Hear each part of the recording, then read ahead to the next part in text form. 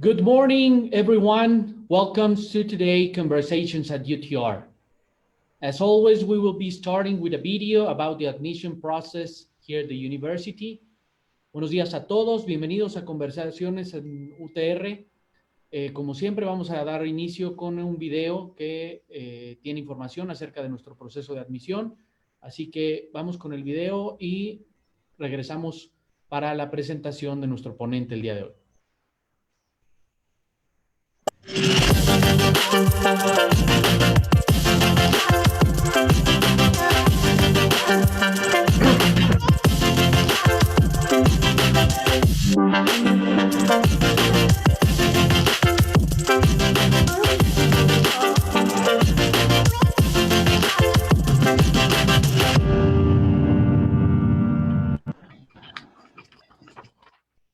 Buenos días a todos. Good morning, everyone. This week we have had topics about our whole world. Today, I want to make a special invitation to the new generations and young ones to participate and be more involved in the actions that can improve our future as humanity. Buenos días. Una vez más, bienvenidos todos, estudiantes, maestros, personas que nos acompañan fuera de la comunidad UTR. Esta semana tuvimos temas que nos incumben a todos como mundo. El día de hoy quiero hacer una especial invitación a las nuevas generaciones a que tomen conciencia, se involucren y sean más participativos en las acciones que pueden mejorar nuestro futuro como humanidad. El día de hoy hablaremos sobre cooperación internacional, la cual engloba el trabajo conjunto de gobiernos acompañado por organismos internacionales, sociedad civil, academia, sector privado.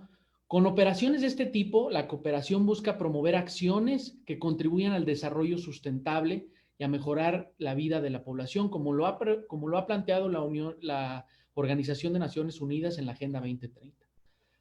Por eso, contamos hoy con la presencia de uno de los líderes en el tema, y uno de los líderes en el tema a nivel mundial, el doctor Jacobo Pombo, con la videoconferencia titulada Cooperación Internacional entre Jóvenes como solución a los problemas globales. Y déjenme platicarles quién es este ponente, que además es un muy buen amigo.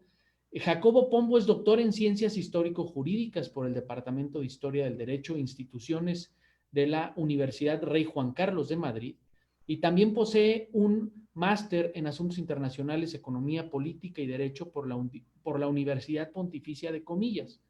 Es actualmente el presidente y promotor de Global Youth Leadership Forum, un foro único de debate y discusión donde diferentes personalidades como líderes globales, expertos y emprendedores alrededor del mundo dialogan con los jóvenes de manera proactiva. Este Global Youth Leadership Forum crea precisamente un espacio de diálogo enfocado a los mayores retos que nuestro planeta enfrenta como humanidad y suma a los jóvenes para poner soluciones en la mesa. Jacobo, bienvenido. Un honor tenerte aquí, un honor que hayas pues aceptado participar con nosotros. Te agradezco. La UTR, por supuesto, esperamos verte en vivo aquí alguna vez, ¿no? Y pues bueno, somos todo oídos, te escuchamos y bienvenido de nueva cuenta. Muchísimas gracias, Emmanuel. La verdad es que es un grandísimo honor poder participar en este seminario. Muchísimas gracias a la Universidad Tecnológica El Retoño y, por supuesto, a los chicos que se han tomado el tiempo de poder estar hoy conectados a Internet. Creo que, y lo estábamos comentando antes de entrar, precisamente esta crisis lo que demuestra es que requeriremos de una nueva generación de líderes tremendamente comprometida y que entienda que los desafíos son globales y que la cooperación, tal y como lo planteabas, es más necesaria que nunca. A lo largo de este año, por supuesto, será un verdadero honor ir a Aguascalientes, que sabes que es una tierra que quiero mucho, y poder estar en la universidad, que creo que el trabajo que estáis haciendo es excepcional. Todo lo que sea poder echar una mano y contribuir a la formación y al crecimiento de los chicos, para mí es un verdadero privilegio. A lo largo de la intervención, tal y como convenimos, lo he planteado de la siguiente manera. Voy a hacer una breve introducción sobre la situación actual que estamos viviendo a nivel internacional, la complejidad de esta situación, la perspectiva que desde la Unión Europea, que en el fondo ha sido el epicentro de este problema, porque al final de cuentas a todos nos va a llegar, pero a día de hoy la experiencia más grande, aparte de China, la tenemos en Italia, en España, en Francia y en el Reino Unido, aparte de Nueva York. Y posteriormente hablaremos sobre el papel de los jóvenes, cómo esta crisis ha impactado en los jóvenes y qué conclusiones hemos podido extraer, así como los desafíos y las humildes recomendaciones que pueda dar de cara al futuro. Si tuviéramos que resumir todo esto en una pregunta es ¿qué es esta crisis? ¿Por qué esta crisis ha sido tan diferente a todo lo que habíamos vivido hasta ahora? Porque la realidad es que la dimensión, y lo comentábamos antes con el tema de la restricción de movimientos, de la posibilidad de salir a la calle y el nivel de control que se ha tenido que tener, no lo habíamos visto hasta ahora. Nos encontramos probablemente ante la mayor crisis económica de la historia porque engloba 3 crisis en una. Es una crisis sanitaria, es una crisis económica y esperemos que no, pero probablemente también una crisis social.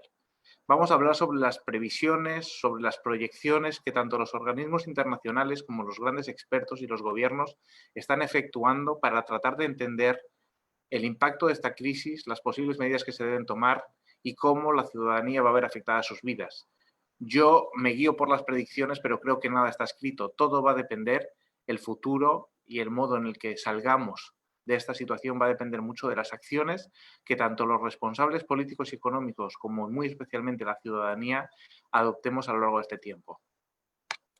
Hablando sobre el impacto de esta crisis, la Asamblea de Gobernadores del Fondo Monetario Internacional la definió como una de las 3 grandes crisis que hemos vivido. Si la crisis del 29 fue la Gran Depresión, la del 2008-2009 fue la Gran Recesión, esta se ha definido como el Gran Aislamiento, porque de la noche a la mañana, y además sin culpables, y posteriormente definiré qué quiere decir sin culpables, el mundo se ha venido abajo, el mundo ha cerrado, y eso es una circunstancia que no habíamos experimentado nunca y que hace que las respuestas tradicionales, que las respuestas ortodoxas, haya que modificarlas para tratar de encontrar una solución a este parón que ha sufrido el mundo a lo largo de los últimos 2 meses o 3 meses y lo que queda por venir.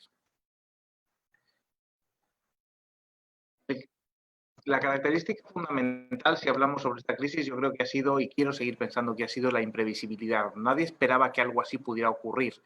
Y antes comentábamos, Emmanuel, sobre qué ha ocurrido después de tantos años de estudios epidemiológicos, de lucha contra la pandemia, de las pandemias, de investigación, cómo no hemos sido capaces de predecir algo así y de estar preparados ante lo que venía. Yo creo que de verdad nadie estaba preparado para esto y por eso esta crisis es distinta a las anteriores. Cuando hablamos de una crisis sin culpables es que generalmente hay unas razones económicas, una crisis de oferta, una crisis de demanda, distintas características que hacen que una crisis tenga un condicionante económico. Esto ha sido un parón más que una crisis. Por lo tanto, en Europa se ha hablado de un factor o de una definición que para mí es importante, que era la importancia de hibernar la economía. Si había cosas que venían funcionando razonablemente bien antes de esta epidemia, la prioridad que han tenido los organismos competentes, los organismos internacionales y los propios gobiernos era tratar de conseguir el efecto de hibernación para que lo que funcionaba antes de la crisis volviera a funcionar una vez que la crisis pase. ¿Cuál es el problema a la hora de planificarlo? Que el desconocimiento acerca del impacto y la duración que va a tener esta crisis.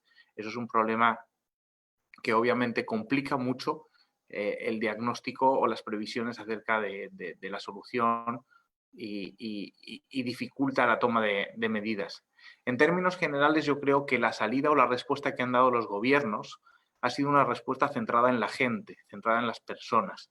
Y creo que esto ha sido tremendamente importante a la hora de poner las bases de lo que va a ser la salida o la recuperación de esta crisis. En crisis anteriores, precisamente por las características específicas de cada una de las crisis, las medidas venían orientadas a tratar de ajustar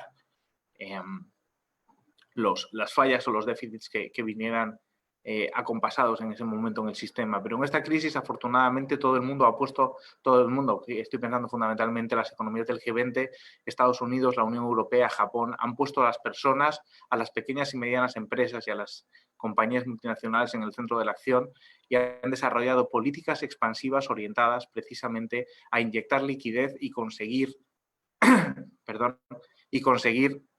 paliar en la medida de lo posible los efectos de esta crisis. No obstante, las previsiones siguen siendo terroríficas. Hay un debate muy grande, o por lo menos en Europa lo hemos tenido, acerca de cuál debe de ser el orden. Y hablan de un debate que yo creo que es una cuestión que está latente, pero yo creo que no debería ser un debate, sobre una respuesta económica o sobre la crisis económica y una respuesta sanitaria o la crisis sanitaria. Yo creo que aquí no hay discusión y el orden está claro. En primer lugar, hay que adoptar medidas para tratar, y luego hablaremos sobre ellas, de frenar la crisis sanitaria en primer lugar.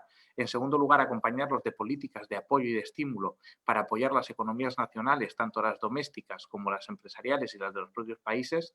Y en tercer lugar, tratar de estar muy vigilantes para evitar la crisis social, que a mí es otro factor que me preocupa mucho, la generación de desigualdades y la gente que puede quedar desenganchada de este nuevo proceso.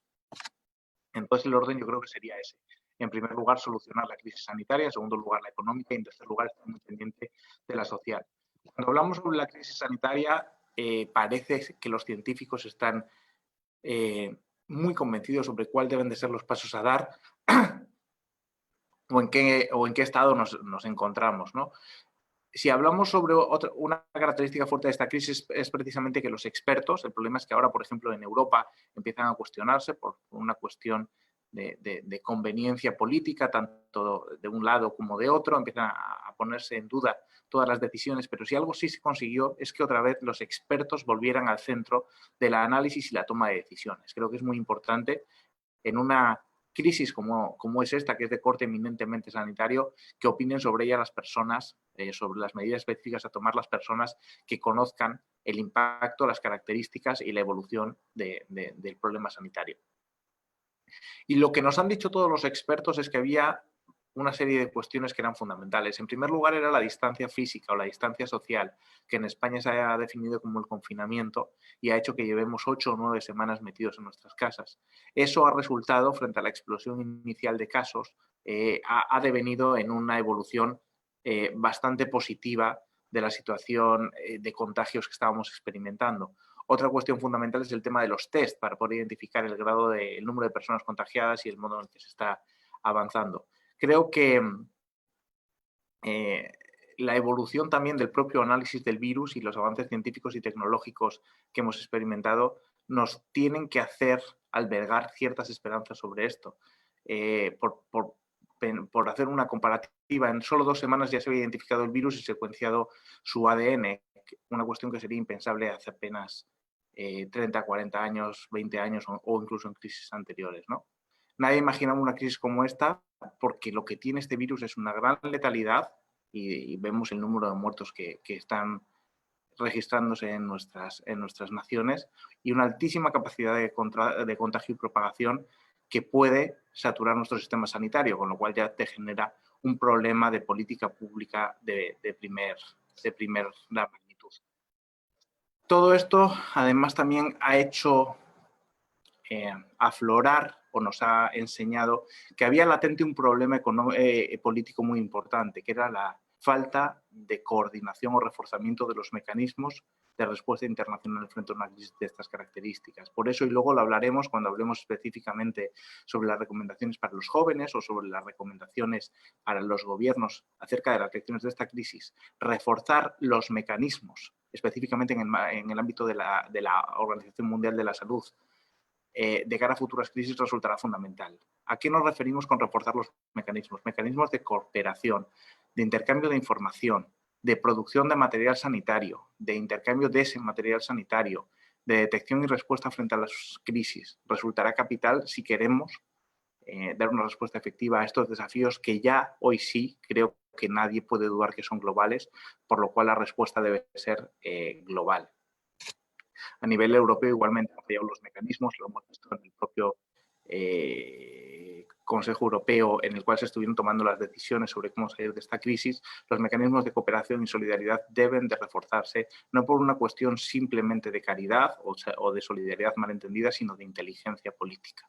Cuanto más fuertes sean nuestros intereses comunes y cuanto más coordinados estemos, obviamente más fuertes nos encontraremos y mejor podremos responder a estos problemas, sobre todo porque ya, como decía antes, hemos aprendido que estos problemas son de todos, que un problema en Italia en 2 días pasa a ser un problema en España, que un problema en el Mediterráneo, y estoy pensando en crisis anteriores que hemos tenido, como la crisis de los refugiados, es un problema que rápidamente se convierte en un problema nacional nuestro, no de terceras naciones. Y por eso creo que reforzar esos mecanismos resulta más importante todavía después de haber pasado por esta crisis.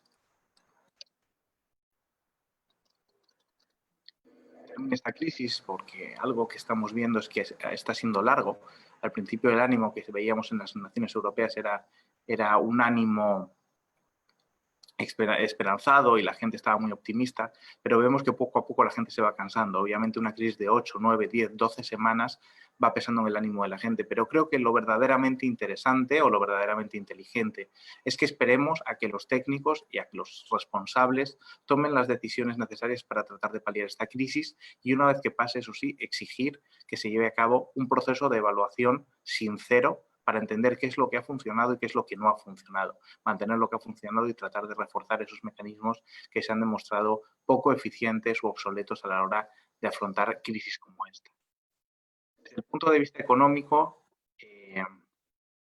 tal y como comentábamos, la respuesta ha sido unánime. Yo creo que a nivel internacional todo el mundo, y cuando hablo de todo el mundo es precisamente todo el mundo, diferenciando un poco las capacidades económicas, fiscales y de acceso a los mercados que tienen los distintos países, entendieron que resultaba fundamental dar una respuesta que protegiera principalmente a los más desfavorecidos, a la gente que iba a sufrir en primera persona el impacto de esta crisis económica, por lo cual se pusieron en marcha automáticamente políticas expansivas para tratar de llenar de liquidez las economías y permitir que esto pudiera pasar de la mejor manera posible. Si lo hemos regionalizado, vemos el gran esfuerzo que ha realizado la Administración de Estados Unidos, la Unión Europea, el Gobierno de Japón o el propio G20 que recomendó la inyección de 5 trillones americanos, 5 billones europeos en las economías nacionales precisamente para generar ese colchón. Yo creo que esto es muy importante y hoy se está dando por sentado, pero yo ya trato no tanto de dar por sentado, sino de entender que aprendimos que la salida de la crisis del 2011 conllevó ciertos errores y creo que hemos aprendido de muchos de esos errores a la hora de entender qué solución había que dar a las grandes economías que estaban sufriendo estos problemas. Creo que aún así todavía la solidaridad y la inteligencia política y la capacidad de entender que los desafíos son globales y las respuestas deben de ser igualmente coordinadas, pues están costando, ¿no? En el propio marco de la Unión Europea, la negociación para entenderlo, para obtener las líneas de financiación y los mecanismos de cooperación financiera para los países han estado en entredicho. Ahora ya parece que la cosa se ha apaciguado, pero fue complicado. Y me pasa exactamente igual y hablaremos luego de América Latina. América Latina tiene un problema, que es que no tiene nuestro Banco Central Europeo y que la mayoría de países, o que no tiene la Reserva Federal de Estados Unidos, y que la mayoría de países de América Latina tienen más problemas para acceder a los mercados internacionales y tienen unas capacidades fiscales y financieras más restringidas. Y además también tienes un problema de desempleo, desigualdad, pobreza en algunas regiones, debilidad institucional en muchas de ellas y lo más importante es la informalidad de la economía que hace que gran parte de los trabajadores estén fuera del sistema, que hace que la respuesta sea todavía más complicada, pero de eso hablaremos también posteriormente.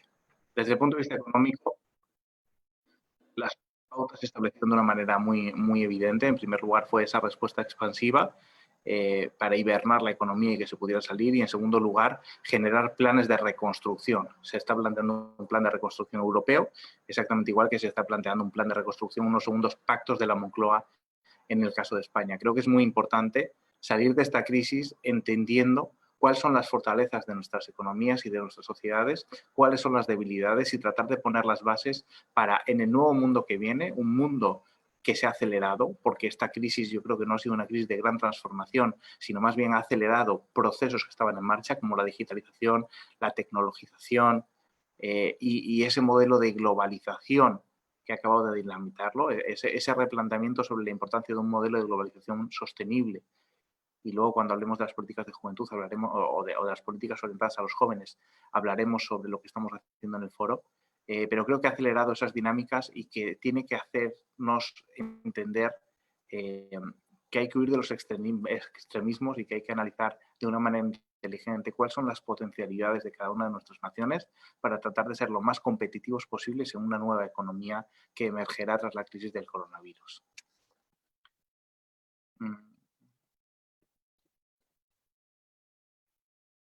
Las previsiones, en cualquier caso, yo sí creo, comentaba antes que no soy muy partidario de tomar al pie de la letra las previsiones porque creo que está en nuestras manos implementar políticas públicas que condicionen o que redirijan esas previsiones, pero en cualquier caso, en términos generales, las previsiones que han hecho todos los organismos internacionales van en la misma línea. Un año 2020 económicamente desastroso, con una recuperación en el 21, pero que en ningún caso va a llegar a lo que ha sido la caída o la pérdida de capacidad económica que nuestras naciones van a experimentar en el 20. A mí me preocupa mucho también todos aquellos empleos que se van a quedar fuera y por eso las prioridades que ha marcado la Organización Internacional del Trabajo y se las ha girado a los gobiernos van precisamente en esa línea. En primer lugar, trabajar por la economía y el empleo. Hablábamos de esa expansión y ese replanteamiento de la estrategia económica a nivel internacional. En segundo lugar, favorecer el mantenimiento de las empresas. En tercer lugar, proteger al trabajador en su trabajo. El desempleo va a ser el gran problema y en España, por ejemplo, el gobierno sí ha dado mucha cobertura a los expedientes temporales de regulación de empleo y ha tratado de dar protección social a sus trabajadores. Y en cuarto lugar, que todas las decisiones que se adopten estén dentro del marco del diálogo social, o sea, que la patronal, los sindicatos y el gobierno puedan articular esas propuestas de cara a armar los mayores consensos posibles y ser lo más eficientes o lo más consistentes a la hora de poner en marcha todas esas decisiones. Las inyecciones de capital, como decíamos, varían dependiendo de las capacidades económicas que tienen cada una de las naciones. En el marco del G7 son en torno al 20% del PIB. El G20 también va en una línea similar y en cambio en los países en vías de desarrollo no llega al 4% más o menos, ¿no? Y mientras que hay que reconocer que muchos de ellos está cercano al 2%, con lo cual ese colchón o ese salvavidas para tratar de ayudar a la gente pues va a ser mucho más frágil y va a hacer que el sufrimiento de la gente sea mucho mayor.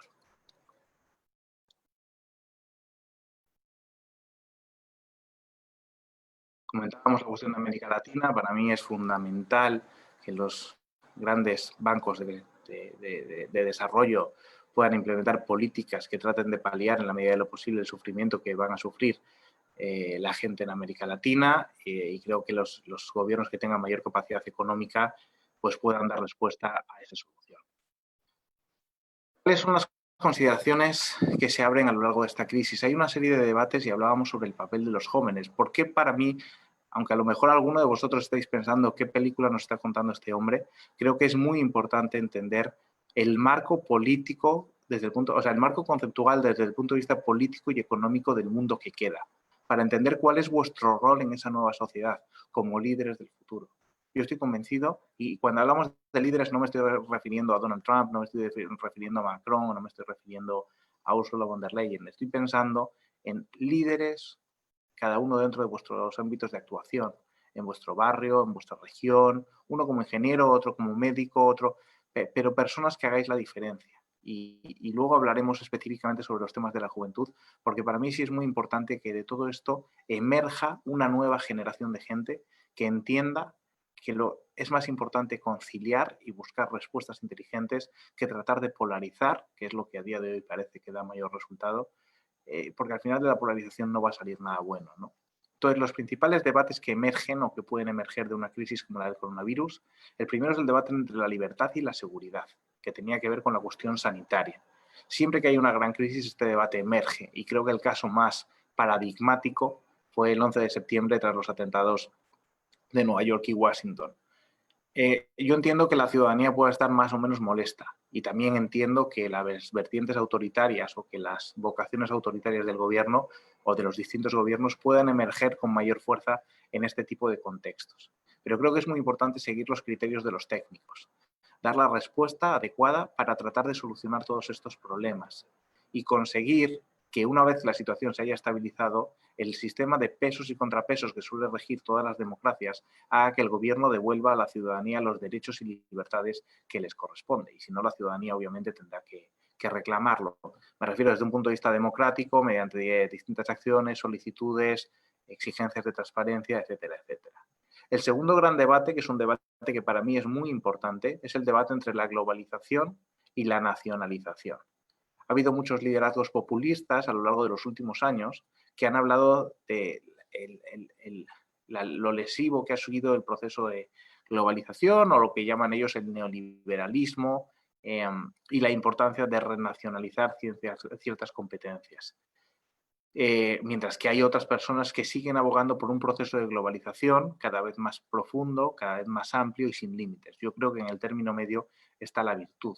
Parece evidente que el proceso de globalización que hemos vivido a lo largo de los últimos años ha sido tremendamente positivo y ha sacado a múltiples personas de la pobreza.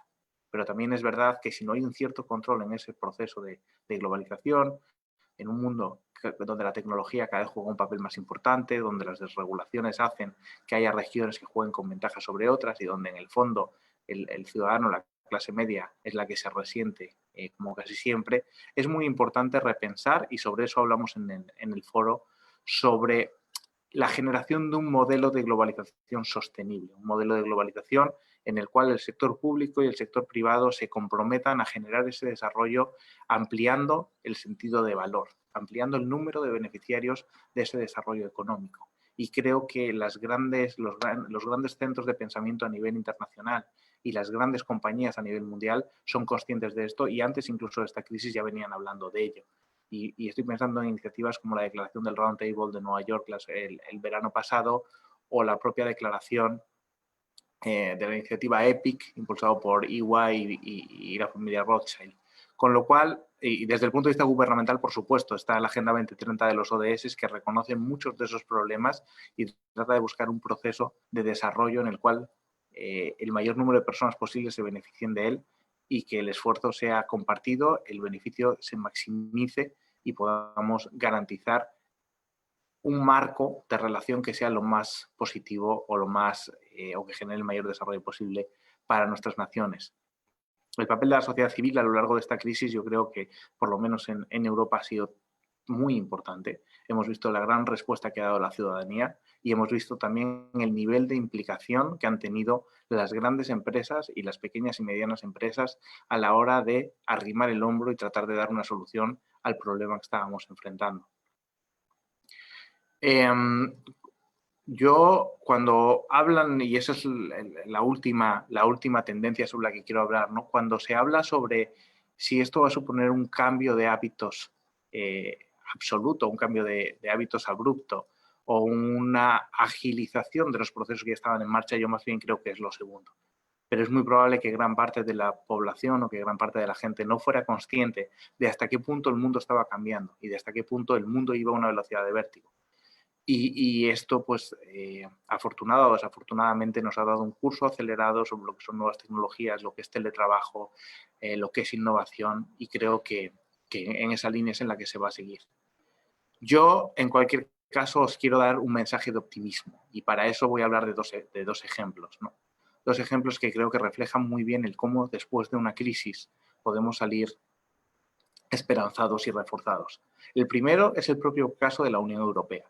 La historia de la Unión Europea se cimenta en la Segunda Guerra Mundial, cuando después de dos cruentas guerras que devastaron el continente, las principales economías de la región decidieron crear una alianza comercial que generara una red de intereses que hiciera inviable o que hiciera poco rentable el volvernos a matar. La idea de la Unión Europea es ya durante dos veces en este siglo nos hemos despedazado, esto no puede volver a ocurrir y vamos a tratar de cooperar desde el punto de vista económico para generar una red de intereses que haga que la paz reine en nuestro territorio. Ese experimento que se cimentó en los años 50 es hoy el mayor ejemplo de paz, libertad, prosperidad y estabilidad que ha vivido nuestro continente en toda su historia. Y creo que es un claro ejemplo de éxito y de esperanza de que de una situación tremendamente dramática como fueron las dos guerras mundiales puede salir un sujeto político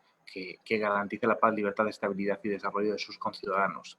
Y el segundo, voy a permitirme el lujo de citar a Margaret Mead, la antropóloga, a la que le preguntaron cuál era para ella el origen de la civilización.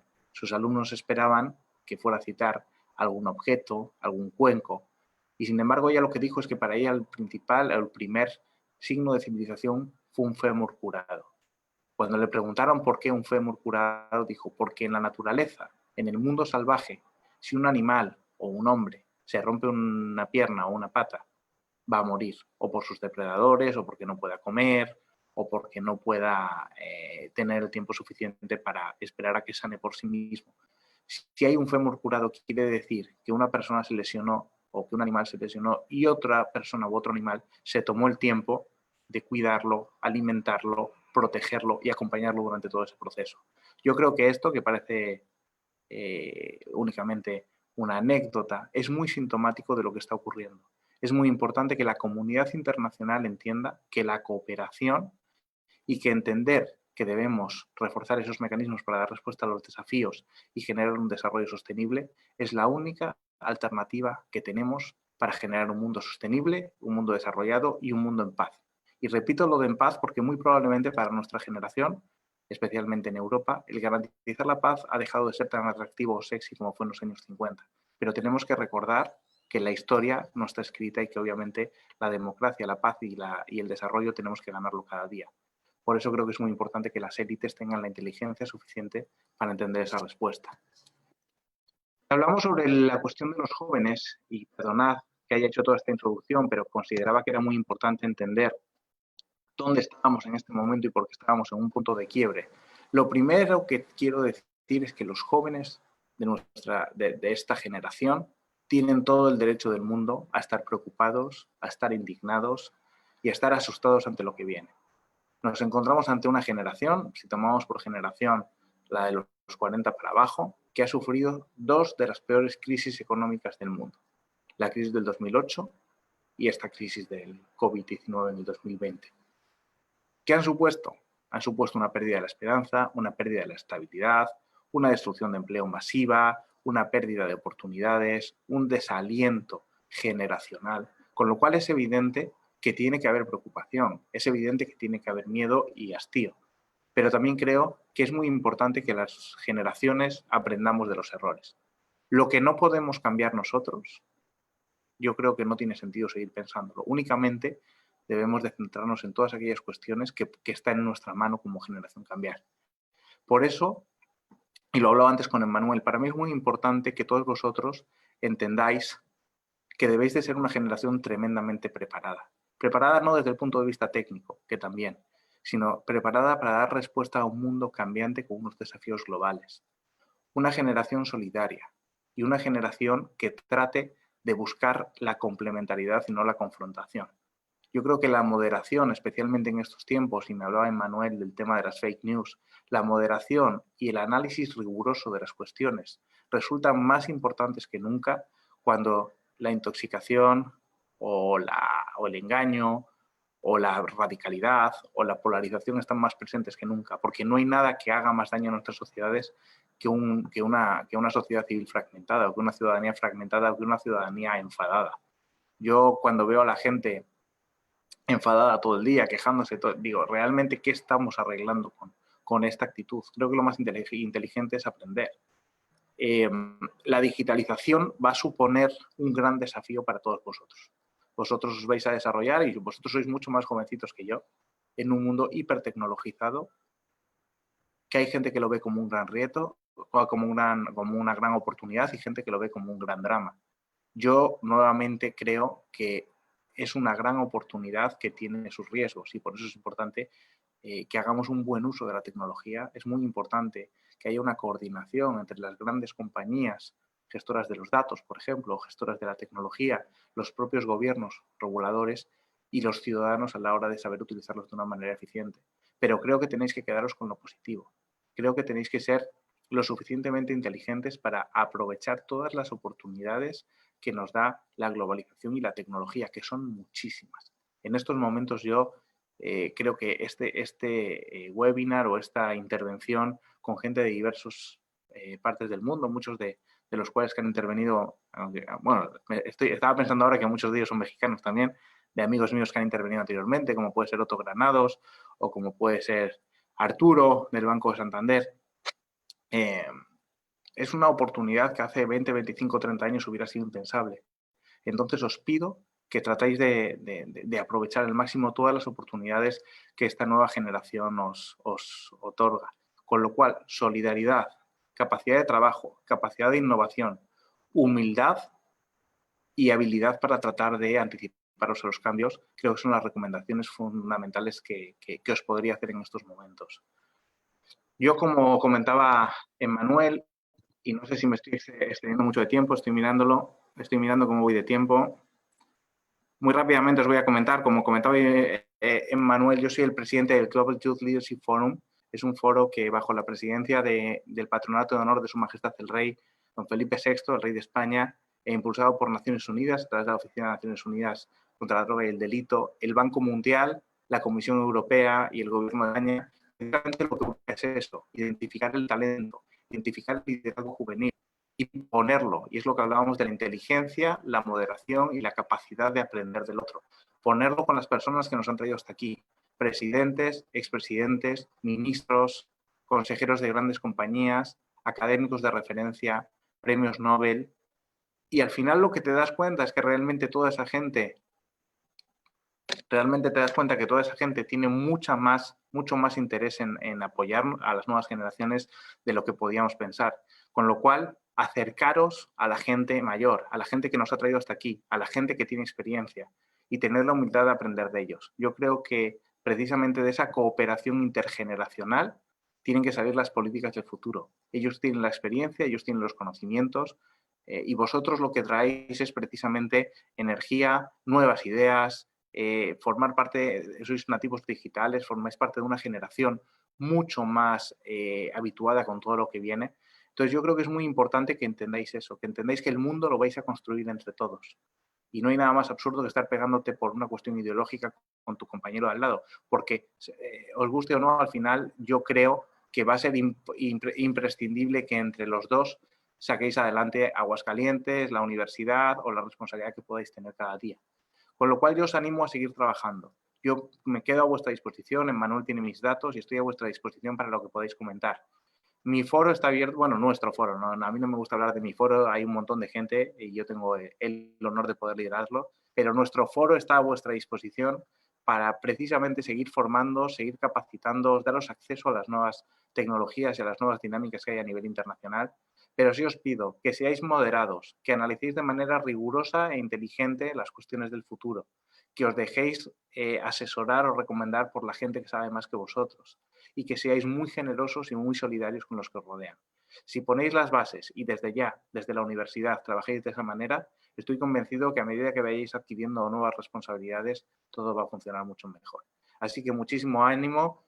Estoy seguro que Manuel va a conseguir que, dentro de la complejidad que tiene el momento que estamos viviendo, los programas académicos sean lo más atractivos posibles, Manuel, porque es muy importante que les des oportunidad de llevar a cabo una educación online, pero una educación de calidad y que también sea estimulante.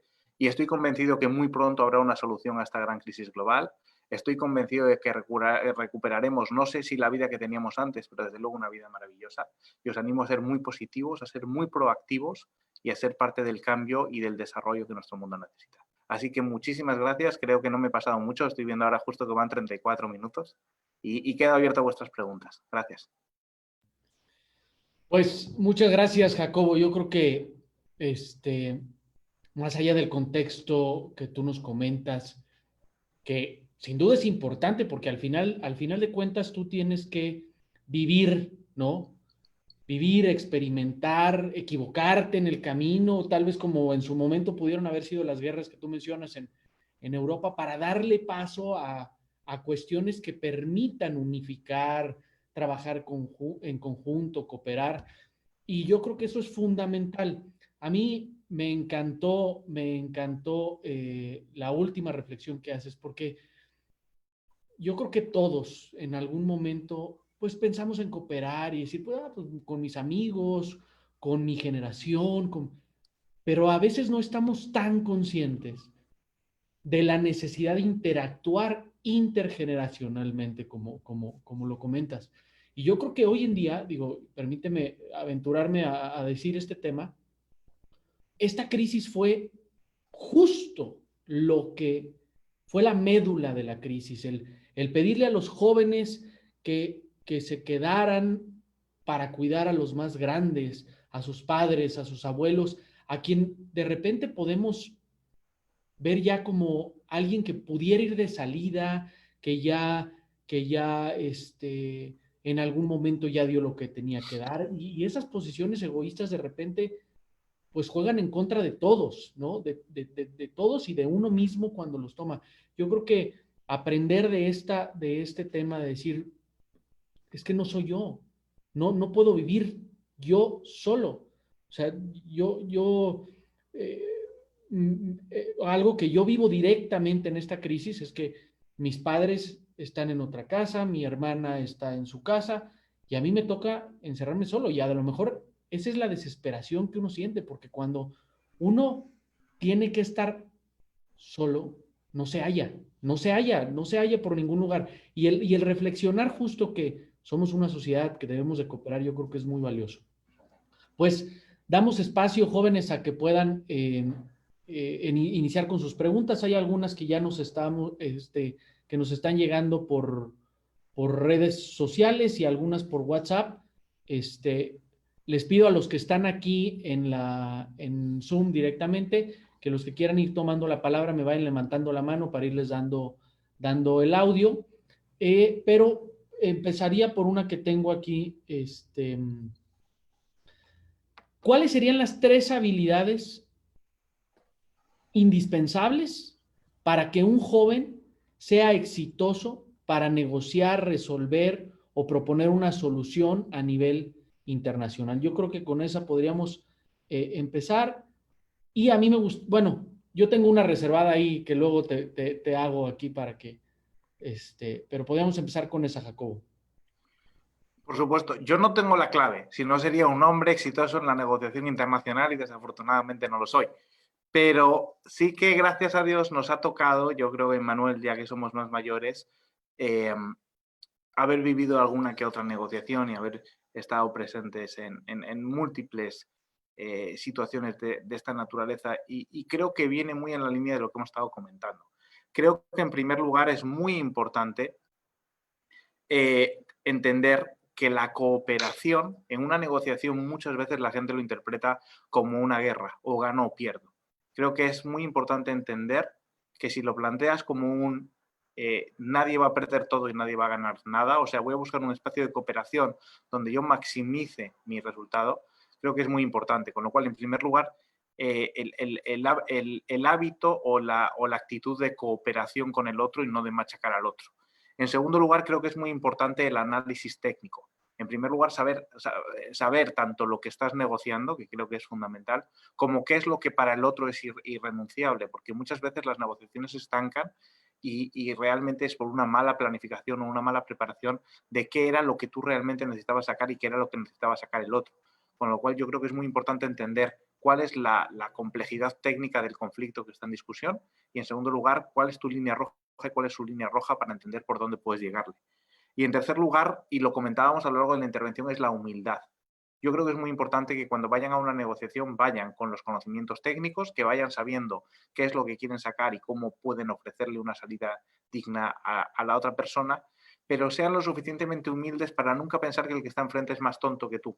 Porque yo todos los éxitos no sé cómo se consiguen, pero todos los grandes fracasos en negociaciones parten de una actitud de soberbia, que es lo que hace que la negociación vuele por los aires. Con lo cual yo haría esas 3 recomendaciones. En primer lugar, ir con un espíritu de cooperación, sabiendo muy bien cuáles son tus reivindicaciones y tus líneas rojas y cuáles son sus necesidades para tratar de sacar la mayor ventaja posible. Y en última instancia, la humildad suficiente para tender puentes y hacer que los dos puedan salir airosos de la negociación, aunque idealmente tú hayas salido con una mayor ventaja. Pues humildad, ¿no? Al final de temas es justo de lo que estamos hablando ahorita, ¿no? Es como reconocerse en el otro y buscar también poner Claro. los zapatos del otro, ¿no? Mira, tenemos una pregunta aquí en redes sociales que nos pone Jimena Irigoyen. Dice, ¿cómo podemos mejorar, digamos, nuestra cooperación después de esta crisis? Pues yo creo que después de esta crisis es más fácil que nunca, porque esta crisis nos ha demostrado que sin cooperar no vamos a salir adelante. Y lo vimos, si se analiza cómo ha sido la crisis, lo podemos ver perfectamente en los tiempos de reacción.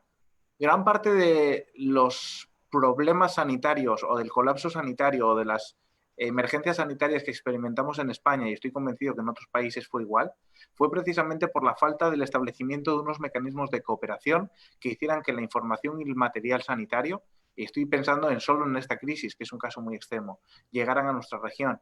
Pero también hemos vivido en Europa cómo la cooperación internacional resulta esencial a la hora de paliar situaciones dramáticas que se han experimentado en zonas del Mediterráneo, como puede ser Siria, como puede ser Irak, y que al final es un problema que si no cooperas desde el primer momento o con las propias situaciones económicas que van a devenir en los países, al final se genera un conflicto mundial que te acaba volviendo y te acaba generando un problema. Con lo cual yo creo que esta crisis ha demostrado precisamente eso, que es imprescindible buscar un nuevo modelo de globalización en el cual todos los países tengan un rol esencial, que sea mucho más colaborativo y mucho más integrado. Y de hecho creo que a nivel internacional está reconocido que esa es la línea, reforzar los organismos internacionales para buscar que esa cooperación sea lo más eficiente y la información esté lo más accesible posible para tomar las decisiones adecuadas. Y esos son los grandes líderes y los grandes organismos internacionales, incluso la cooperación entre el sector público y privado, y yo trato de aplicarme a mí mismo los consejos o recomendaciones que dan estos monstruos, porque obviamente parten de una reflexión profunda, de mucho dato, y es lo que decíamos, llevar a tu día a día lo que es de sentido común. Lo que es de sentido común es que este mundo no es una guerra permanente y que cuanto más cooperemos y más alianzas generemos, el clásico win-win norteamericano, es lo que a final de cuentas te va a hacer avanzar más. Yo, la verdad, a lo mejor yo soy un entusiasta de estas cuestiones, Emmanuel, tú corrígeme, pero yo lo poquito que hemos conseguido en este mundo ha sido siempre cooperando con gente y gente que nos ha ayudado. Y cada vez que hemos ido a una confrontación, yo siempre he salido perdiendo. Unas cosas u otras, pero siempre he salido perdiendo. Sí, sin duda. Sin duda uno necesita no solo de la, como tú decías hace rato, de la experiencia, sino del hombro, del apoyo, del que te dice, órale, vente, te equivocaste, súbete. Mira, se puede, de nuevo a cuenta, podemos hacer. Y yo creo que lo vivimos desde nuestra familia, desde los logros que alcanzamos dentro de la casa, en la escuela, en un desarrollo profesional, algún compañero que en la fábrica, en la industria, en el trabajo, te dice por dónde, oye, mira, aguas, el jefe se puede enojar en estas cosas, pero si le hablas así, es más fácil que te dé el permiso. Al final de cuentas, sí, sin duda. La experiencia común, conjunta, sí, yo creo que coincidiendo contigo, es la manera de tener, digamos, de conseguir de manera exitosa o de alcanzar de manera exitosa muchos más objetivos que en el esfuerzo individual. Que aquí, fíjate, hay una pregunta que tiene que ver con la cooperación internacional y dice, esta, la cooperación internacional es parte fundamental del soft power de las naciones, es decir, este poder blando que tiene que ver con la cultura, la imagen del país, porque cuando hablamos de cooperación, y quisiera yo hacer un acotamiento a esta pregunta, es, por un lado, vivimos en una parte, digamos, económica, individualista, donde pues yo genero riqueza y entonces, o ese es el principio fundamental del capitalismo, ¿no? Pero aquí ya hablamos de cooperación. A lo mejor queda muy claro en algunas áreas, pero en esta parte, en el soft power de las naciones, una pregunta que nos hace Natalia Covarrubias. Yo creo que es una pregunta muy pertinente y yo siempre he sido un defensor porque España tuvo una política de cooperación internacional muy activa que se frenó con la crisis económica del 2011. Yo entiendo que tú también puedes cooperar o puedes dar en la medida en la medida en que te sobra, ¿no? Tampoco los recursos no son ilimitados y también depende del momento que vive cada una de nuestras naciones. Pero yo estoy completamente de acuerdo con ella en que es parte esencial del soft power, tanto por la capacidad de influencia que tienes o de generar una relación diplomática, cordial, reforzando esos lazos comerciales, económicos, sociales y políticos, como previniendo conflictos que puedas tener en un momento puntual.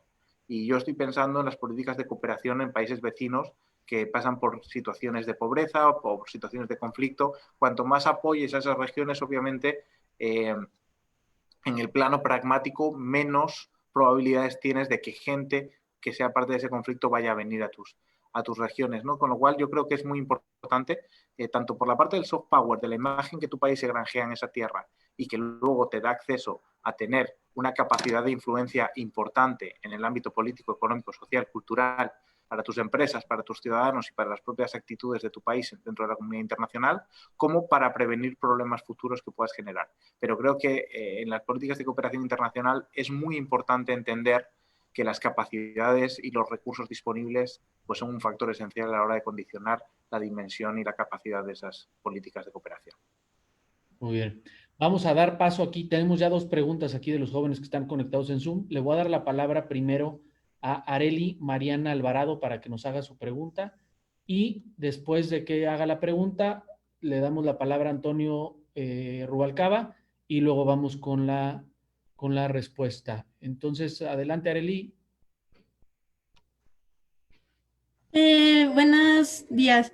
Mi pregunta es, ¿cómo podríamos mejorar la cooperación en una sociedad en la que es individualista? O sea, que solo se preocupa normalmente por sí mismo y a los demás, o sea, que les vaya como les vaya. Muchas gracias, Arely. ¿Vamos una a una y luego contesto o o sea, respondo ya también? Si quieres, adelante y ahorita le damos la palabra. Perfecto. Perfecto. Pues Arely, muchísimas gracias por tu pregunta. La verdad que creo que es tremendamente inteligente, oportuna y pertinente y una muy buena pregunta. Y creo que va en la línea mucho de lo que estábamos comentando, generando conciencia. Yo no sé hasta qué punto la sociedad es tan individualista como realmente nos han hecho creer, porque yo lo que veo es que hay mucha cooperación y mucha gente queriendo cooperar. Entonces creo que es muy importante no pensar en grandes asuntos, sino hacer pequeños impactos. Tú en tu clase, tú en tu comunidad, tú en tu barrio. Y si conseguimos que uno a uno todo el mundo vaya haciendo entender que de la cooperación se obtienen muchos más réditos que de la confrontación, al final generamos una sociedad mucho más cooperativa, mucho más colaborativa y mucho más exitosa, mucho más desarrollada. Pero yo no creo que haya un gran plan o una gran actuación que pueda hacerlo cambiar. Creo que son múltiples pequeñas actuaciones las que tienen que hacer que entre todos hagamos que esto cambie. Y luego también muy importante el ejemplo. Al final, si tú eres una persona muy colaboradora o hay un gobernante muy colaborador o un empresario muy colaborador y todo el mundo ve que él es exitoso, mientras que quien va a la confrontación no tiene tanto éxito, al final es un tema de ejemplo que la gente va a acabar cambiando. Muy bien. Vamos, Antonio, si me haces favor de abrir tu micrófono y hacer tu pregunta, por favor. Y luego vamos con Edson Alberto. Hola, buenos días y buenas tardes para usted, Jacobo. Pues mi pregunta es, más que nada, ¿cómo se puede generar una buena aportación de los jóvenes en una sociedad o ya sea país donde la juventud no está tan preparada, ya sea por el sistema educativo o porque simplemente no encuentran esa motivación en prepararse, ya sea como personas o como profesionales? Muchas gracias, Antonio. La verdad es que es un problema, es una pregunta muy oportuna porque encontramos un problema muy grande, ¿no? Hacía tiempo que aquí se hablaba de que éramos la generación, digo mi generación, que es muy anterior a la tuya, la generación mejor preparada de la historia. Y en contraste encontrábamos un alto grado de abandono escolar, gente que se había dejado de estudiar pronto para dedicarse a tareas como la construcción y que podían tener unos ingresos mayores en la época en la que había un boom económico en España. Yo creo mucho en la responsabilidad individual y creo que también cada uno tenemos que hacernos cargo de las actuaciones que tomamos. Yo entiendo que trabajar cuesta, que trabajar es sacrificado, que muchas veces no se ven los réditos, pero no hay otra solución. Cualquier dato o cualquier informe, yo entiendo que un chico de 13, 14, 15 años no van a andar viendo los informes a nivel internacional, pero cualquier dato de cualquier país que puedas mirar sobre empleo y oportunidades profesionales, verás que cuanto mayor nivel de cualificación, muchas más oportunidades van a tener. Entonces creo que precisamente por lo mal que lo pasa mucha gente en sus casas, en sus países o en su entorno, es más sencillo poder decir, mira, te encuentras en un momento en el cual las oportunidades están al alcance de todo el mundo. Y precisamente la tecnología ayuda mucho en esa línea, es decir, tienes capacidad de tener acceso a toda la información. Acércate a gente, lo que hablábamos antes, gente con experiencia que te pueda guiar y orientar. Entonces creo que es muy importante, pero entiendo la complejidad, ¿eh? Es muy sencillo decirlo desde aquí y con 36 años que tengo y tal y como estamos. pero creo que es muy importante que las autoridades hagan un esfuerzo muy grande precisamente para tratar de motivar y dar oportunidades a esos jóvenes. Y luego es muy importante apelar a la responsabilidad individual y darles las herramientas. Yo creo que es un trabajo conjunto que tanto las familias y las personas como los gobiernos deben hacer. Y luego, a final de cuentas, pues ya somos mayorcitos y cada uno seremos responsables de nuestro destino. Pero si en algún momento, precisamente por la oportunidad que da la tecnología, había esa capacidad de llegar al mayor número de gente posible, es ahora. Sin duda alguna. Vamos con Edson Alberto González y de ahí le vamos a dar la palabra al profesor Rubén Valencia, por favor. Perfecto. Buenos días, compañeros, y buenas tardes para usted, Jacobo. Muchas gracias. Dadas las circunstancias, ¿qué podemos hacer los jóvenes localmente para generar un impacto global en estos tiempos? Ya me ganó la pregunta que iba a hacer. Muy bien, Edson. Yo creo, y creo que lo comentábamos en algunas de las preguntas anteriores, ¿no? Con el tema de la cooperación. Yo veo muy difícil que alguien busque generar un impacto global desde el primer momento. Yo creo que un impacto global es una suma de muchos impactos locales, de muchos impactos regionales, de muchos impactos nacionales, y al final se puede generar un impacto global. Y yo creo que es muy importante, y esto no es bajarle la ilusión a nadie, pero creo que es muy importante tratar de trabajar en tu propio ámbito de actuación para generar el cambio. A mí me parece muy difícil que si tú no has tratado de cooperar con tu vecino, si tú no has tratado de formarte a nivel particular, si tú no has tratado de entender o ponerte en el lugar de qué le pasa a la otra persona. Hablábamos antes sobre la importancia de ponerte en los zapatos del otro. O sea, aquí todo el mundo da recomendaciones iguales para problemas que no tienen nada que ver, porque no es lo mismo el modo de enfrentar esta pandemia que tiene un multimillonario en cualquier ciudad que el que tengo yo o que el que tiene una persona con poca cualificación y 4 niños en casa. Con lo cual, creo que los impactos tienen que ser de uno en uno y al final cuando vas generando esa suma de impactos y tiene que ver con las preguntas de la colaboración y la cooperación que se planteaban. Al final verás que muchos impactos conjuntos acaban impactando de alguna manera. Y creo que es muy importante entender eso. Voy antes, profesor Valencia, si me permites, hay una pregunta en redes para ir intercalando. Dice Isabel Rivera, dice, en México es muy difícil que nos escuchen a los jóvenes y que nos apoyen. Como ya mencionó Arely, somos muy individualistas como sociedad. Si yo empiezo con el cambio, pero el gobierno sigue igual, ¿qué puedo hacer para realmente ver cambios? Yo creo que en todos los sitios es muy difícil que te escuchen, seas joven, mayor, y al final todo el mundo siente que es muy complicado. La lucha por los recursos o por el apoyo o por la atención es muy difícil. Entonces, tu lucha la vas a refrendar con hechos. Entonces, es muy importante lo que hablábamos, que vayas dando pasos y que vayas generando ejemplo, que vayas arrastrando gente que crea que tu ejemplo merece la pena. Y poco a poco eso va cayendo por su propio peso. Si no te lo da el sector público, vete al sector privado. Si no te lo da el sector privado, pues trata de ver cómo se puede, a través de redes sociales, buscarlo a nivel internacional. Empezar con algo, nosotros empezamos sin presupuesto y entiendo perfectamente lo que estás comentando porque nos costó una barbaridad poner en marcha el foro y mira que llevábamos muchísimo apoyo y demás. Y conseguir el apoyo cuesta mucho, pero yo, el miguita que se dice en España, el paso a paso, para mí es muy importante. Creo que cada paso que des precisamente en la búsqueda en la consolidación de un proyecto o en la consolidación de un ejemplo en tu comunidad o en tu universidad, ese no te lo va a quitar nadie. Entonces es seguir trabajando en esas líneas, tratar de seguir reivindicándolo lo más posible y sobre todo lo más importante es ser constante. Yo creo que en la vida no hay nada más importante que ser constante, que perseverar y al final aquí hay un dicho que dice que el que persevera gana y yo creo que es cierto. Entonces soy consciente de la dificultad de conseguir apoyos, no solo en México, es en todo el mundo, pero resulta muy importante, no digo que te estés quejando, pero digo, resulta muy importante no tanto quejarse como actuar. Y con el peso de tu actuación, al final dejarás en evidencia a quien no te esté apoyando ante una iniciativa. Vamos ahora sí, profesor Rubén Valencia, aquí en la plataforma. Hola, ¿qué tal? Buenos días a todos los que nos observan el día de hoy. Pensando en temas de igualdad y de equidad social, de justicia social, es importante que las personas tengan acceso a los mismos oportunidades, recursos, servicios, pero antes de eso tenemos que pensar también en que la gente tenga acceso pues, a la educación, a la información. Entonces, nosotros como institución y principalmente los estudiantes, ¿cuál es su principal responsabilidad con las personas que tienen menos oportunidades? ¿Cómo ellos pueden ayudar a construir una sociedad más justa a través de difundir educación?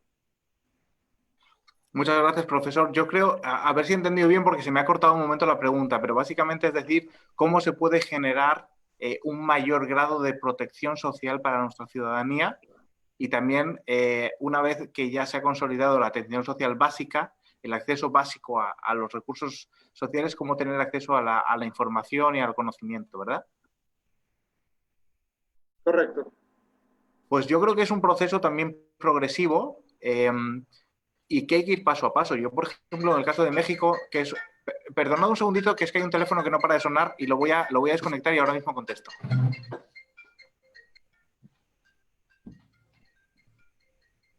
Son las ventajas y las desventajas de la tecnología en estos momentos de que... Perdón. Yo, en el caso de México es un caso que conozco bien, lo he visitado mucho y creo que el modo en el que México ha sacado gente de la pobreza a lo largo de las últimas 2 o 3 décadas es un caso que demuestra precisamente que ese proceso de globalización y esa evolución ha sido en términos generales muy positiva. Con lo cual creo lo mismo, hay que ir paso a paso, hay que desarrollar políticas públicas eficientes. Desde el punto de vista de gobierno hay que tratar de transparentar la bajada de recursos, poner las bases para que un país, estoy pensando en el caso de México, porque supongo que es al que te refieres, un país rico y un país con una capacidad de generación de recursos como es México, poner las bases de un sistema de transparencia que te permita una recaudación de recursos que haga que puedas desarrollar políticas públicas básicas para generar ese colchón que proteja a toda la ciudadanía. Y una vez que tienes protegida a la ciudadanía, lo elevas a políticas educativas, que yo lo incluyo, el tema de la protección social dentro de políticas educativas cuando estoy pensando en España. En el caso de México no lo hago, porque sé que hay amplias poblaciones que viven bajo el umbral de la pobreza. Entonces, para mí es muy importante, primero, implementar unas políticas públicas eficientes, transparentes y que tengan una asignación de recursos que permitan poner en la base de ese nuevo modelo. En segundo lugar, dar acceso a la educación a la gente.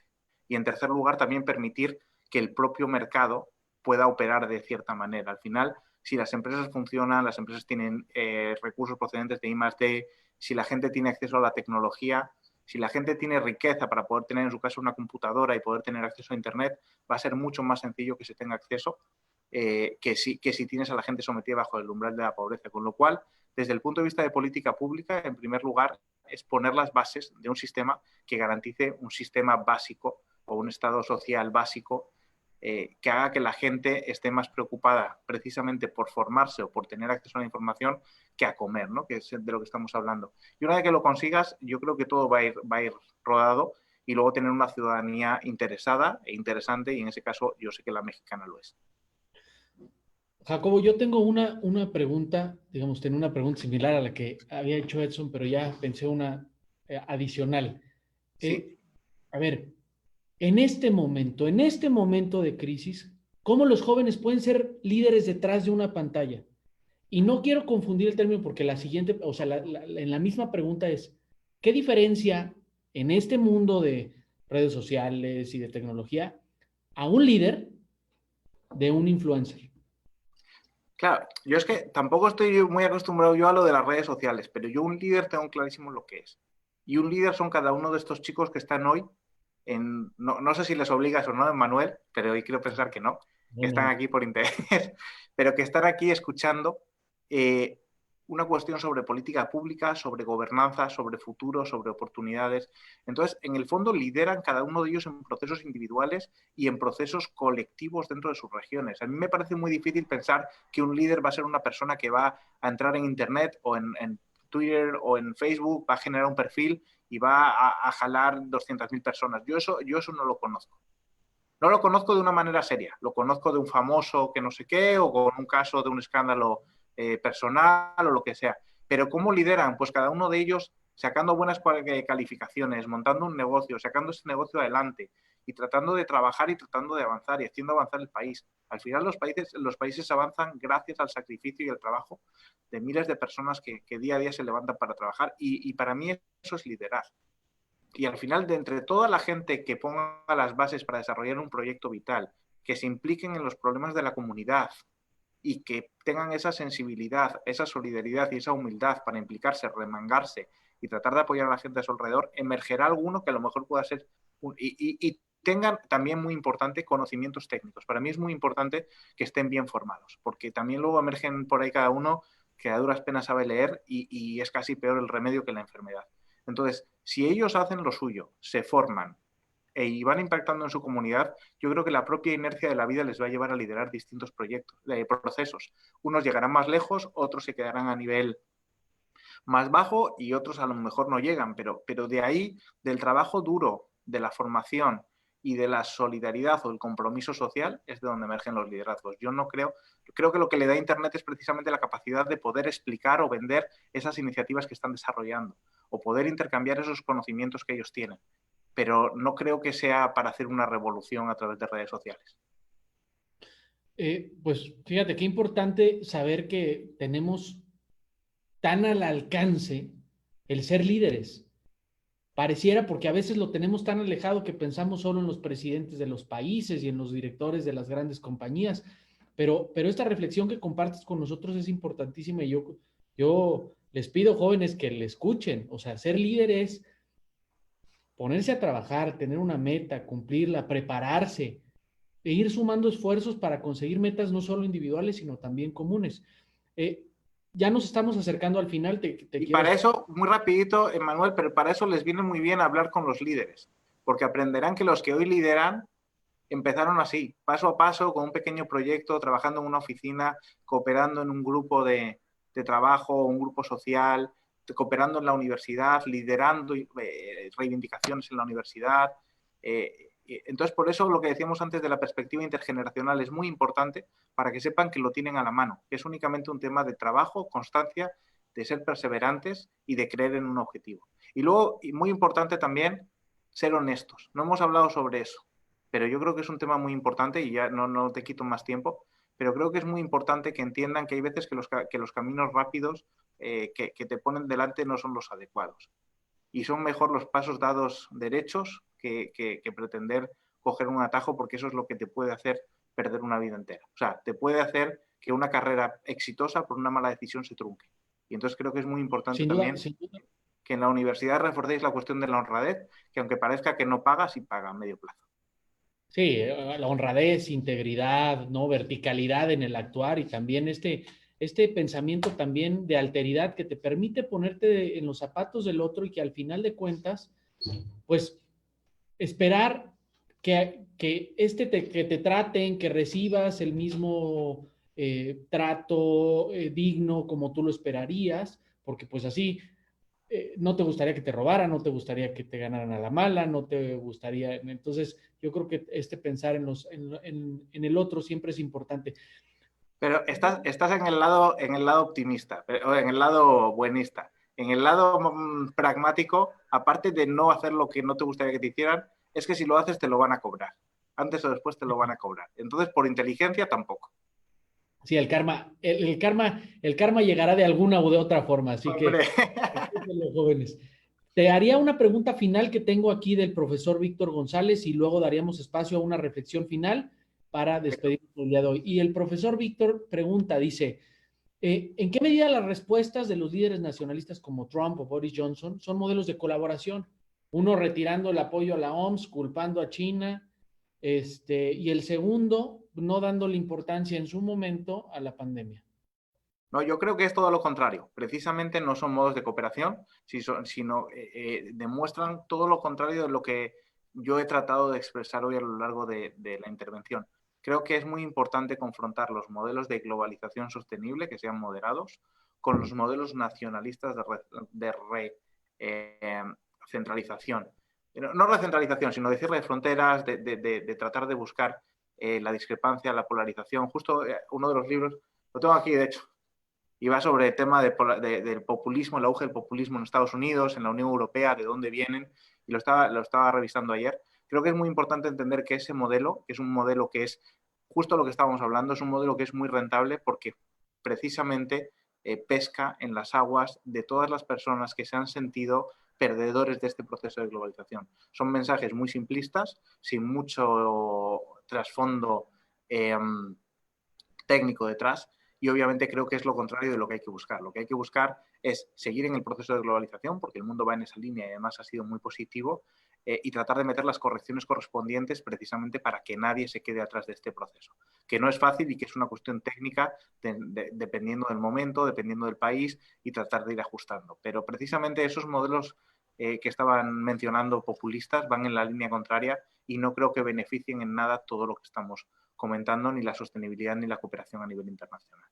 Y que, como bien dices, al final de cuentas hay que tener muy claro, y yo los invitaría que, porque luego estamos mal acostumbrados a encasillar que el populismo puede ser de izquierda, no, también hay populismo de derecha. De derecha.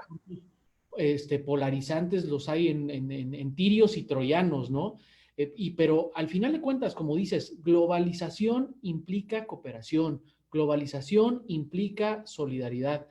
Pues bueno, hemos llegado al final. No sé si quieras compartirnos alguna reflexión final. Jacobo, te agradezco que pues aquí los jóvenes de repente algunos diciéndole buenos días, pero bueno, aquel ya lo estamos desvelando un poquito, ¿o no? Todavía es tarde noche. 7 de la tarde, está bien. ¿Algún mensaje final, Jacobo? Sí, en primer lugar agradecer la oportunidad de haber estado hoy aquí. La verdad es que ha sido una experiencia impresionante ver la cantidad de jóvenes interesados, preocupados y sobre todo con vocación de transformar y de impactar de manera positiva en sus comunidades. Entonces el mensaje muy rapidito es: sigan por este camino, sigan formándose lo más que puedan, porque la formación sí que paga.